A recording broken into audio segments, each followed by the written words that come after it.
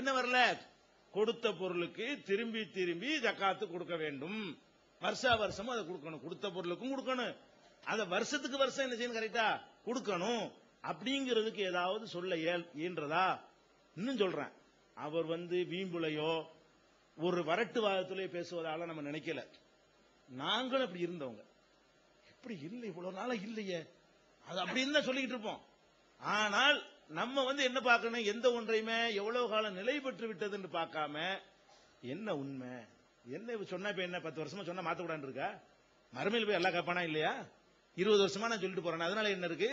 20 வருஷமா சொன்னேங்கிறதுக்காக 21வது வருஷம் நியாயப்படுத்தி அங்க போய் யார் மாட்டிக்கிறது? இது மறுமை துன்யா விஷயத்துல நம்ம மறைக்கலாம், ஏதாவது செய்யலாம், நம்மளுக்கு தனிப்பட்ட ஒரு விஷயம் சம்பந்தப்பட்ட நாளைக்கு மன்னிப்பு கேட்டுக்கலாம், அது ஒரு பஞ்சாயத்து. இது மார்க்க சம்பந்தப்பட்ட விஷயம். அதனால இது தவறான விஷயங்களை எல்லாம் நம்ம யோசிச்சு பார்க்கணும். இந்த வாதத்தை எடுத்து வைத்த சகோதரர்கள் நடுநிலையில யோசிச்சு பார்க்கணும். இவ்வளவு நேரமாயி நமக்கு ஏன் சொல்ல முடியலன்னு யோசிச்சு பார்க்கணும், வேற ஒண்ணு வேணாம்.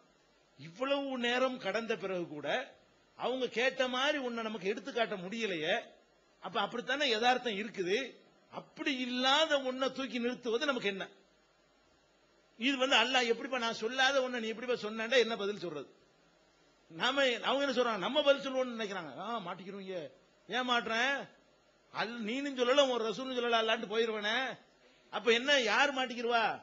அல்லாவும் ரசூலும் சொன்னாங்கன்னு காட்டுனா ஒரு விவாதம் இல்ல. நீங்க குராபி மாதிரி பரேலவி மாதிரியான ஆட்களோட பேசிட்டு இருக்கிறோம், நம்ம ஈஸியா முடிஞ்சு போயிடும். ரொம்ப சிம்பிளான ஒரு மேட்ரு, வரட்டுவாதம்லாம் பிடிக்க மாட்டோம். இந்த இப்ப மவுக்கு விஷயத்தை சொல்லி எங்க கூட ஒத்துக்கிட்டானே, சரி அழகா அப்படின்னா அது நல்லா தான் இருக்குன்றன, அடுத்தது அதை கூட எழுதி விட்டுருவோம், மவுக்குப்பும் சரி இல்லைன்னு. என்ன விஷயம் சரின்னு படுது, அவர் கேட்கிற ஒரு லாஜிக் இருக்குது, சரி மவுக்குப்பும் இல்லைன்னு விட்டுருவோம், அப்படி சொல்ற ஆளுக்கு தான் நாங்க. அந்த வரட்டு காரணம் காரியங்கள் கரெக்டா இருக்குமே ஆனால், நியாயங்கள் கரெக்டா இருக்குமே ஆனால் அதை ஏத்துக்குருவோம். அதனால இப்ப நாங்க திருப்பி திருப்பி கேட்கிறோம், மக்கள் ரொம்ப கஷ்டத்துல வர்றாங்க, எவ்வளவு செலவு, இந்த இடம் அவ்வளவு வசதியான ஒரு இடமா, இதுக்குள்ள உட்கார்ந்துகிட்டு கஞ்சஸ்டா அவங்க ரொம்ப ஒரு சரியான சாப்பாடு இல்லாம சரியான வசதி இல்லாம இவ்வளவு கஷ்டம் வர்றாங்களே, அவங்களுடைய பொறுமையை சோதிக்காம நீங்க என்ன பண்ணுங்க, ஆதாரங்களை வைங்க, வேற ஒண்ணு வேணாம். இப்படி எல்லாம் சும்மா நேரத்தை போக்காம கொடுத்த பொருளுக்கு திருப்பி திருப்பி கொடுக்கலாம், அந்த இருக்கு ஆதாரம் சொல்லுங்க. இது 5 பலவீனம் உள்ள ஒரு செய்தி, இதை கொண்டு நிலைநாட்ட இயலாது. அப்ப பலவீனங்கிற சந்தேகத்துக்கு இடம் இல்லாம நாங்க நினைஞ்சிட்டோம், நிரூபிச்சிட்டோம், திருப்பி திருப்பி ஆசை மட்டும் சொல்லாம விஷயத்துக்கு வாங்க, அவ்வளவுதான் சொல்லுவோம்.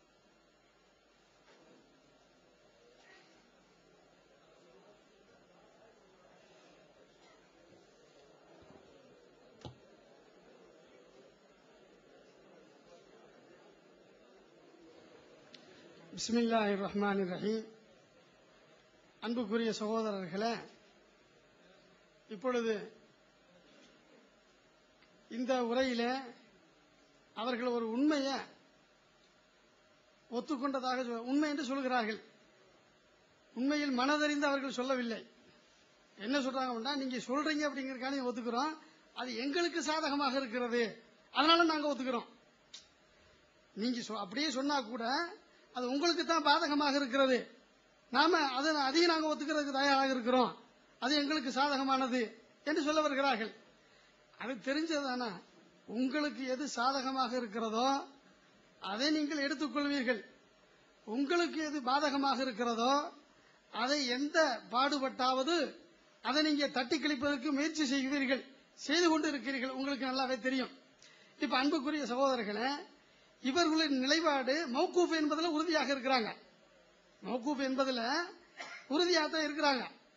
வாதத்துக்கு எங்களுக்கு சரின்னு படுதுன்னு சொல்றாங்க, சரிதான் என்று நீங்க படுகிறது என்ற காரணத்தினால மீண்டும் அது சரின்னு தான் சொல்றோம். மௌகூஃப் நீங்க சொல்றீங்களே, அது சரின்னு ஒத்துக்கிறீங்களே, இதற்குரிய காரணம் என்ன அப்படின்னு கேட்டா, நீங்க எடுத்து வைக்கக்கூடிய காரணம் அல்ல.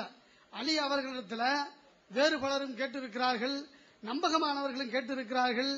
அந்த நம்பகமானவர்கள் அலி சொன்னதாகத்தான் அறிவிக்கிறார்கள், அதனால நாங்கள் ஆதாரப்பூர்வமானது என்று இங்கே சொல்கின்றீர்களே, அந்த அடிப்படையில் அல்ல. ஆசிமை பற்றி எடுத்து வைக்கக்கூடிய குறைகள் இன்று விவாதத்துக்காக முரண்டு பிடித்து நீங்கள் மறுக்கின்றீர்களே தவிர எதற்காக உள்ளார ஒத்துக்கொள்ளல.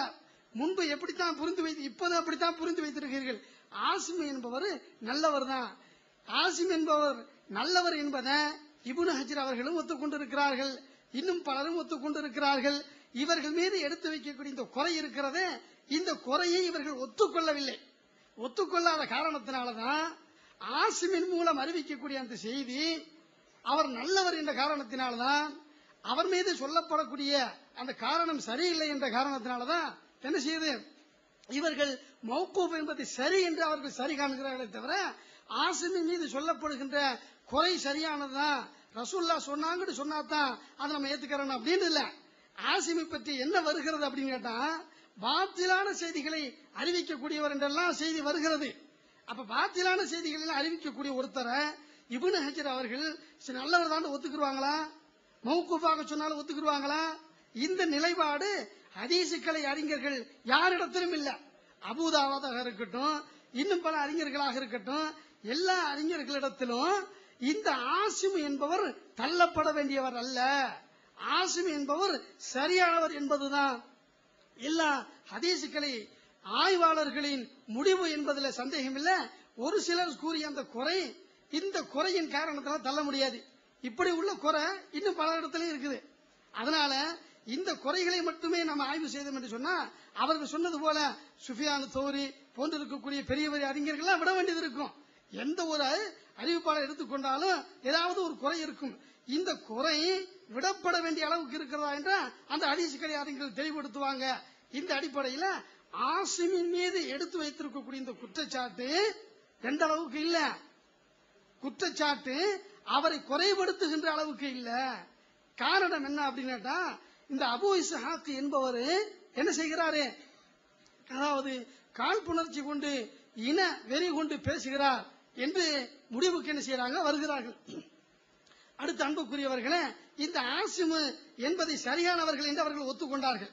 சரியானவர்கள் என்று ஒத்துக்கொண்டதனாலதான் நாம கேட்டோம், நீங்க மௌகூஃப் என்பதை நீங்க ஒத்துக்கொண்டுதானே அறிவித்திருக்கின்றீர்கள். இப்ப எங்களுடைய உள் மனசு என்ன சொல்லுது, உள் மனசு என்ன சொல்லுதா, இது சரிதான் சொல்லுது. உங்களுடைய வாதத்தை தட்ட வேண்டும் என்பதற்காக நாங்க அப்படி ஒத்துக்கிறோம்னு சொல்றாங்க. அப்ப இவர்களுடைய உள் மனசே அடிக்குது, இப்படி நம்ம தட்டி விட முடியாது, ஆசிம் சரியாத்தான் சொல்றாரு அப்படிங்கறத இவர்கள் உள் மனதை தொட்டுத்தான் நம்ம அவர்களே சொல்றாங்க, உள் மனசு சரியாத்தான் சொல்லுது அப்படின்னு. அந்த உள்மனதை தான் நீங்க வெளியில் எடுத்து வைங்க, ஆசிம் சரியானவர் தான் அப்படின்னு. அடுத்த அன்புக்குரியவர்களே, இந்த ஜரீர் இருக்கிறாரு, ஜரீரை பற்றி குறைய சொன்னார்கள். ஜரீரை பற்றி குறை சொல்கின்ற பொழுது இந்த ஜரீரு இவர்தான் குறை செய்திருக்கிறார். யாரு, இப்ப நம்ம ஜரீர் மேட்டுக்கு வருவோம். ஆசிமன் நல்லவர் என்று அவர்கள் ஒத்துக்கொண்ட காரணத்தினால, உள்மனதில் அவர்கள் அதை ஒத்துக்கொண்ட காரணத்தினால, அப்ப ஆசிம் அறிவிக்கக்கூடியத மறுக்க கூடாது என்ற காரணத்தினால இப்ப ஜரீருடைய மேட்டுக்கு வருவோம்.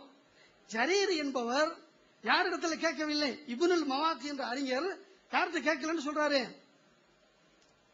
அபூ இஸ்ஹாக் என்பவரிடத்தில் கேட்கவில்லை என்று சொல்கிறார். ஆனா இவர்கள் ஒருவர் இன்னொருவரை கேட்கவில்லை என்று முடிவு செய்வதாக இருந்தால் அவங்க ஒரு விதியை சொல்றாங்க. இந்த விதி ஹதீசுக்களை அறிஞர்களிடத்தில் என்ன இருக்குது என்று சொல்கிறார்கள். இவர்கள் ஏற்றுக்கொண்ட விதியின்படிதான் நான் சொல்கிறேன், முஸ்லிம் அவர்கள் ஏற்றுக்கொண்ட விதியின்படிதான் நான் சொல்கிறேன். ஏற்றுக்கொண்ட விதியின்படி அந்த ஜரீர் இப்னு ஹாசிம் என்பவர் அபூ இஸ்ஹாக் என்பவரிடம் கேட்கவில்லை என்பதை நாம முடிவு செய்ய முடியாது. காரணம் என்ன அப்படின்னு கேட்டா, ஒருவர் இன்னொரு இடத்துல கேட்கவில்லை என்று சொல்வதாக இருந்தா அந்த ஹதீசுக்களை அறிஞர்கள் என்ன முடிவுங்கிறத இவங்க எழுதியிருக்கிறாங்க.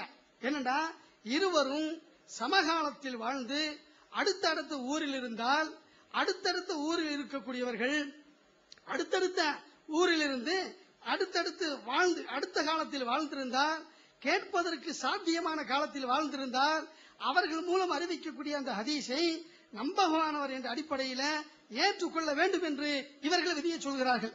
இப்ப நாம என்ன சொல்றோம் அப்படின்னு கேட்டா, நாம எழுதின அந்த விதி தவறு என்றே வைத்துக் கொள்வோம். என்னுடைய வாதத்தின்படி தவறு, இவங்க நம்ம சரியாக இருக்கிறோம் தவறு என்று வச்சுக்கிறோம். உங்களுடைய நிலைப்பாடு என்ன?